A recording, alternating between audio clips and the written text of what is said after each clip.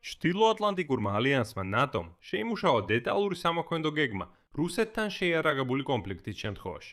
დოკუმენტს ეწოდა ნატოს სახმელეთო საბრძოლო მოქმედებების კონცეფცია. და ეს მოხდა ზუსტად 3 დღის შემდეგ მას შემდეგ, რაც დასავლურ მედიაში გავრცელდა ინფორმაცია, რომ ვლადიმირ პუტინმა თავის სპეცსამსახურებს 2026 წლისთვის ნატოსა და ევროპის კავშირის შიგნიდან დაშლის მიზანი დაუსახა. როგორც ჩანს, ალიანსმა გადაწყვიტა პასუხი არა ფარულად, არამედ მაქსიმალურად საჯაროდ გაეცა. ამიტომ ამ გამოშვებაში მოდით გავაანალიზოთ, რა არის კონკრეტულად ნატოს ამ გეგმაში რუსეთთან ომის შემთხვევაში და რომელი პროგრამები უკვე განახორციელა ალიანსმა, ხოლო რომლები ამჟამად მიმდინარეობს განხორციელების პროცესში. მე მქვია ალექსეი პეჩი, მოდით ერთად განვიხილოთ ეს თემა. მაგრამ სანამ დავიწყებთ, გთხოვთ გამოიწეროთ ეს YouTube არხი. შეამოწმეთ ახავე ამ ვიდეოს ქვემოთ გამოწერილი ხართ თუ არა. შეიძლება უკვე დიდი ხანია უყურებთ ჩემს გადაცემებს, მაგრამ შემთხვევით დაგავიწყდათ გამოწერა, ამიტომ გთხოვთ დაუთმეთ 1 წამი თქვენს დროს და გამოიწერეთ არხი. ამისთვის ძალიან მადლიერი ვიქნები. მოდით დავიწყოთ იმით, ვინ ამზადებდა ნატოს დოკუმენტს და რა არის მისი ლოგიკა. კონცეფციის შემუშავებას ხელმძღვანელობდა ამერიკელი მაიორი ენდრიუ პინგრეი. ნატოს დოკუმენტში აღწერილია 3 ძირითადი სტრატეგია, რომელსაც ნატო გამოიყენებს, თუ რუსეთთან ღია ომი დაიწყება. და როგორც საბაზისო სცენარი განიხილება, სწორედ რუსეთის შეტევა ბალტიის ქვეყნებზე, ესტონეთზე, ლატვიასა და ლიტვაზე. პირველი ეტაპი ნატოს გეგმისა არის წინააღმდეგობის გაწევა უშუალოდ მისადგომებთან. ალიანსი აპირებს გამოიყენოს გამანადგურებლი, რაკეტები და უპილოტო აპარატები და უპილოტო აპარატები, რათა თხრობიდან გამოიყვანოს რუსეთის სარაკეტო კომპლექსები. ერთ-ერთ მთავარ სამიზნედ პირდაპირ სახელდება კალინინგრადის ოლქი, სადაც განთავსებულია საჰაერო თავდაცვის სისტემები და სარაკეტო შეიარაღება. ანუ, თეორიულად პირველ დარტყმა სწორედ ამ ექსკლავზე მოდის, რომელიც პოლონეთსა და ლიტვას შორისაა მოქცეული. ნატომ მზადა ჯერ კალინინგრადის ოლქი გააუნებოგოს, მათ შორის ამ ტერიტორიის დაკავებისა და კონტროლის დამყარების გზით. პირველი ეტაპის მეორე ელემენტია ეგრეთ წოდებული ავტონომიური ზონის შექმნა რუსეთთან და ბელარუსთან საზღვრების გასწვრივ. ეს არის დამცავი ბარიერი, სადაც იგეგმება მხოლოდ უპილოტო აპარატებისა და ავტონომიური ტექნიკის გამოყენება. ხოლო უკრაინელი სამხედროები, ხაზგასმით ვამბობ, გმირი უკრაინელი სამხედროები, ამ ზონას kill ზონას უწოდებენ. აი ნატოში ამას ავტონომიურ ზონას უწოდებდნენ. ნატოს სამხედროების განთავსება ამ ზონაში საერთოდ არ იგეგმება. თუ რუსეთის დანაყოფები გააგრძელებენ წინსვლას, მათი შეჩერება სწორედ დრონებითა და რობოტებით იგეგმება, უშუალოდ ცოცხალი ძალის ჩეხების გარეშე. აქაც შეიძლება გავიგოთ, რომ ეს ავტონომიური ზონა უბრალოდ აბსტრაქტული იდეა არ არის ქაღალდზე, არამედ უკვე მიმდინარე პროცესის პირდაპირი გაგრძელება, რაზეც წინა გამოშვებებში ვახსენე. უკვე გასული წლის სექტემბერში, მას შემდეგ რაც დაახლოებით 20 რუსული საბრძოლო დრონი პოლონეთის სააერო სივრცეს შეიძრა, ზუსტად 1 დღით ადრე, ვიდრე ევროკომისიის ხელმძღვანელი ევროკავშირის მდგომარეობის შესახებ სიტყვით გამოვიდოდა, ურსულა ფონ დერ ლაიენმა საჯაროდ დაუჭირა მხარი დრონების კედლის კონცეფციას მთელი აღმოსავლეთის ფლანგისთვის და ახლა ეს აქტიურად ხორციელდება. ანუ იდეა იმაში მდგომარეობს, რომ დრონების კედელი მთლიანად აშენდეს რუსეთისა და ბელარუსის საზღვრის გასწვრივ. მას შემდეგ პროექტს ეწოდა Eastern Flank Watch. ამერიკული გამოცემა Defense News-ის მონაცემებით, ნატოს ექსპერიმენტული პროგრამის ფარგლებში უკვე მუშავდება ამ ავტონომიური ზონის ეფექტური ზომა.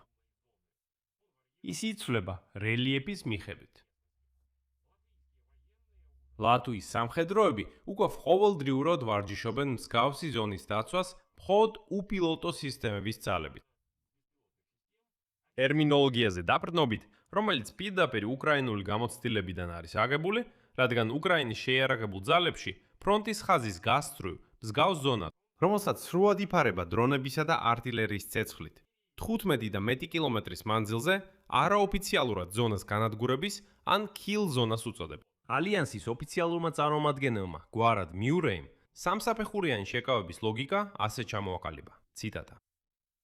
პირველი ნაბიჯი შეაკავო ისინი, მეორე შეაჩერო, მესამე დააყენო ისეთ მდგომარეობაში, როცა მათ მოუწევთ ეშელონის შეცვლა. სწორედ ამ დროს ისინი ნამდვილად დაუცველებები იქნებიან.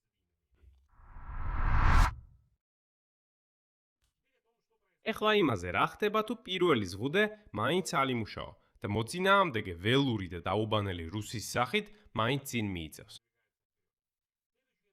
გეგმის შემდეგი ეტაპი უკვე ითვალისწინებს დარტყმებს სამხედრო ობიექტებსა და მომარაგების პუნქტებზე, უშუალოდ რუსეთის ტერიტორიაზე. პოტენციურ სამიზნეებს შორისაა აეროდრომები, თავდაცვითი საწარმოები, ხიდები და სარკინიგზო ინფრასტრუქტურა, რომელსაც იყენებენ ჯარების გადასაყვანად. უპილოტო აპარატებისა და რობოტიზებული ტექნიკის რუსეთის ტერიტორიის სიღრმეში გადასატანად იგეგმება საჰაერო ტრანსპორტის, ანუ დესანტირების გამოყენება. და აი ამ გეგმის ერთ-ერთი გამორჩეული და საკმაოდ საჩვენებელი ელემენტია აქცენტი არა მხოლოდ ტექნიკაზე, არამედ ადამიანებზე, რომლებიც თავად რუსეთში იმყოფებიან. კერძოდ, ალიანსი აპირებს სპეციალური დანაყოფების გამოყენებას და იმედოვნებს, რომ მიიღებს მხარდაჭერას იმ რუსებისგანაც კი, რომლებიც საკუთარ მთავრობას ეწინააღმდეგებიან. მათი მოქმედებები უნდა დაარღვიოს მომარაგება რუსული ჯარებისთვის და გაართულოს შეტევითი ოპერაციების ჩატარება. ამასთან დოკუმენტში პირდაპირ არის მითითებული პრინციპული შეზღუდვა, მაგრამ ეს დასავლელები არ იქნებოდნენ, რომ ეს არ დაემატებინათ. ნატოს მიზანი არ არის რუსეთის ოკუპაცია. საუბარია მხოლოდ იმაზე, რომ შეჩერდეს შეტევა და ჯარები უკან დააბრუნონ სახელმწიფო საზღვამდე. ანუ გეგმა თავდაცვითია გამოცხადებული მიზნის მიხედვით, თუნდაც მოიცავდეს დარტყმებს რუსეთის ტერიტორიის სიღრმეში. მაგრამ შეიძლება თქვენს დაგებადოთ მთავარი კითხვა, რომელიც მეც გამიჩნდა. რატომ გადაწყვიტა ნატო საერთოდ გაამჟღავნოს ამ გეგმის დეტალები საჯაროდ? ასეთი დონის სამხედრო კონცეფციები ხომ ჩვეულებრივ საიდუმლოდ ინახება. და აი ბილდის ინფორმაციით, კონცეფციის ძირითადი ელემენტების გამოქვეყნებას უნდა შეასრულოს შეკავების ფუნქცია. რუსეთმა წინასწარ უნდა იცოდეს, რა შედეგები ელოდება მას ალიანსის წევრზე თავდასხმის შემთხვევაში. ეს არის ბირთვული და კონვენციური შეკავების კლასიკური ლოგიკა. ანუ არა გეგმის დამალვა მოულოდნელობისთვის, არამედ პირიქით, მისი მაქსიმალურად ღია ჩვენება მოწინააღმდეგისთვის, რათა აგრესიის შესაძლებლობა თავიდანვე წაგებად ჩანდეს.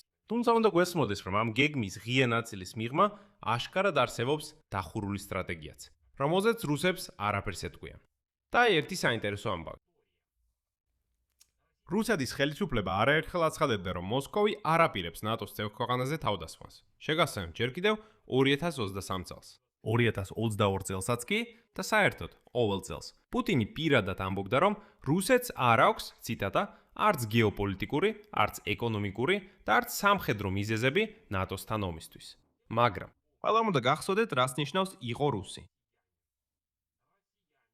რუსი, როგორც პუტინია, არის მატყუარა არსება, რომელსაც საერთოდ არ შეიძლება ენდო. აი იგივე ვლადიმერ პუტინი და მთელი მისი გარემოცვა ამტკიცებდნენ, რომ რუსეთი არასოდეს დაესხმებოდა უკრაინას თავს. იგივე პუტინი ამტკიცებდა, რომ ტირიმში რაღაც მწვანე კაცუნები იყვნენ და რომ დონბასში რუსული არმია არ არის. და ეს ნაშიერიც, ვლადიმერ პუტინი, ამტკიცებდა, რომ თითქოს უკრაინა დაესხა რუსეთს თავს და ამიტომ რუსეთი მხოლოდ თავს იცავს. რა ამბავია? ის ამბობს, ომი ჩვენ არ დაგვიწვია, ისინი დაიწყეს. უკრაინა მაივო და დაგვესხა თავს. ამიტომ რუსებს აღარავინ ენდობა, ღმერთს მადლობა. უკვე ევროპაში შეწყვეტეს ამის კეთება. ყველამ კარგად იცის, რომ როგორ შეიძლება ენდო, მაგალითად, ცხენს სერგეი ლავროვს.